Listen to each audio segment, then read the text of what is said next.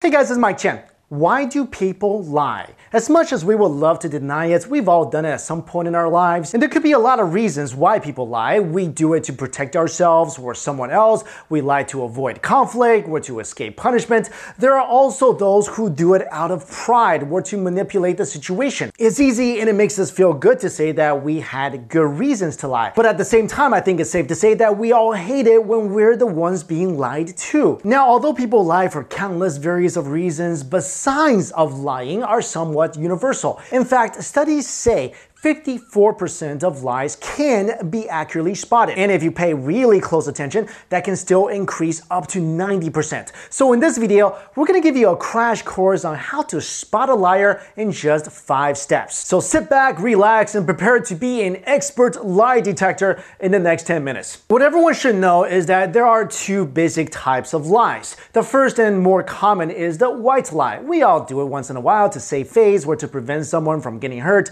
like saying, hey, does this jacket make me look fat? No, you look great. That jacket actually makes you look really slim. But there are also strategic lies, deceptions meant to mislead other people or put the blame on someone else. These lies are less common, but definitely more destructive. Fortunately, a recent research from the University of California suggests that humans have preset instincts in detecting liars, although these are often outweighed by our conscious minds. The following are tips we have gathered from several experts who have mastered the science of lying. The first step in spotting a liar is always to establish a baseline. Know how a person typically behaves. If you're not familiar with how they act when they're telling the truth, there's a lower chance of you identifying uncharacteristic expressions when they're lying, meaning it's much easier to detect lies from a relative or a friend as compared to a complete stranger. But that doesn't mean you have no means of finding out if an unfamiliar person is indeed lying. The key is to ask a few questions that have safe and typical answers, such as what their name is and where they live. That way, you will be able to identify the changes in their behavior when you start asking more challenging questions. Second, pay attention to their body language. One thing you'll immediately notice is that they stand very still. A person who's lying will try to pull his arms and legs in toward his body. Studies say this could be a sign that the body is preparing for a possible confrontation. In a normal conversation, it is natural for us to move in a relaxed and subtle manner, which is for the most part unconscious. But when someone is holding a very rigid stance, that almost always means that something is off. The same goes for the total opposite. When a person fidgets a lot, a telltale sign that he is nervous, he will repeatedly touch his nose, rub his lips, run his fingers through his hair,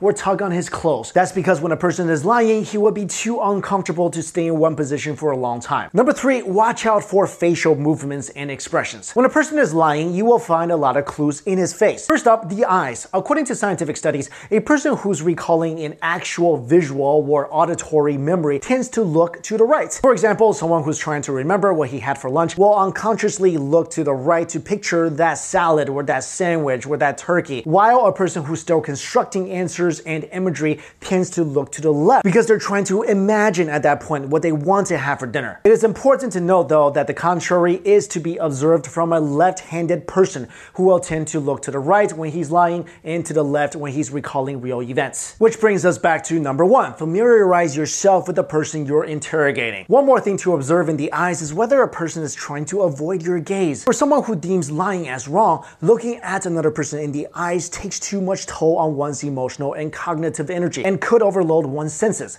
And so we try to reduce our guilt by not holding eye contact. But if a person is a proud liar, he will not be ashamed to look you straight in the eye while he tells you his lies. A practiced liar will maintain an uncomfortable eye contact that could last up to 70% of your conversation. Studies say maintaining eye contact 50% of the time is considered normal, but an expert con man will even use a cold and steady gaze to try to intimidate and take control of the situation. A person who's telling the truth will not be afraid to look you in the eye once in a while, but will also naturally shift his eyes around and look away from time to time. Now, from the eyes, look down to the lips. A highly stressful situation often causes the mouth to dry out. If the person is excessively licking his lips, there is a great chance that the lie is stressing him out. Also, when a person who's not good at lying lies, he or she will touch their nose when saying the lie. Studies show that a person touches his or her nose when they believe something bad has happened. This is because when a person gets a negative feeling, the blood capillaries in the nose contract, making him or her feel the need to touch or scratch it. But of course, this particular sign only applies to people who consider lying as wrong. Number 4, observe language and speech patterns. Stuttering and stammering are two most common evidence that a person is lying, especially if they were caught in the act. If they were given the time to calm down before being questioned,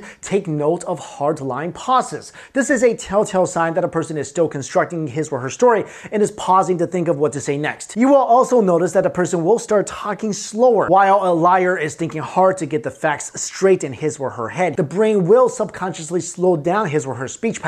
Repetitive throat clearing and hard swallowing may also mean that a person is being untruthful. Scientific studies say this is our body's fight or flight stress response, which causes the moisture, usually in our throat, to route to our skin in the form of sweat. That's why we sweat a lot during stressful situations. Also, be mindful of changes in the tone and voice as well. A liar would typically answer denials in a high-pitched voice as compared to a calm tone when he or she absolutely has no idea what you're talking about. Finally, number 5, and most importantly, listen to what the person is actually saying. Mainly, a liar would have an answer to everything. We all have a lot going on in our lives, so it's easy to forget what we even had for dinner last night, much less what we did at 3 o'clock last Wednesday. If a person has an answer to everything you ask, then either he or she has impeccable memory or they have anticipated your questions and have prepared a corresponding answer to cover up his or her tracks. So when a person has zero hesitation when answering a question, that's already a dead giveaway. Also, liars think that being more specific gives you less chance to see holes in the story. They will embellish on detail, even those that are not necessary, like the color of the card they used or the amount of cheese they put in their burrito. A liar would drone on and answer questions even before you asked them. So you can use this to your advantage by scrutinizing every single detail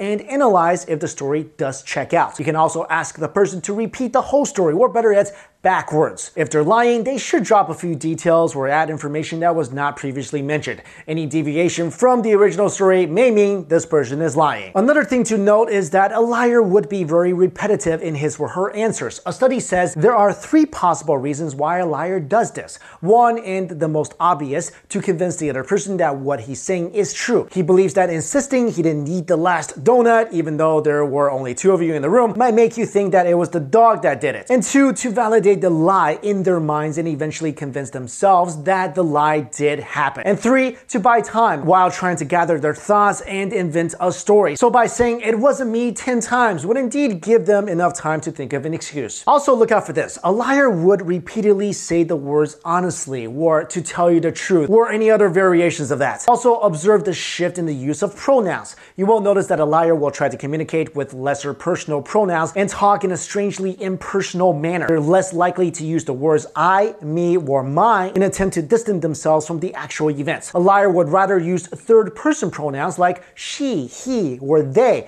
to try to shift the blame to other people. So there you have it. Those are the 5 steps to identify a liar. Now keep in mind, even if you're really good at this, even if you can utilize all 5 methods at the same time, it only really guarantees you 90% accuracy. But even so, these should provide you with much needed initial defense against deception. Also remember that despite fully understanding the signs, nothing beats a concrete evidence to dispute a lie. Also, I just want to say, if you saw this video and you took notes and immediately start thinking about interrogating your significant other, maybe that person isn't the right one for you. Alright guys, thank you all so much for watching this video. I'll see you later.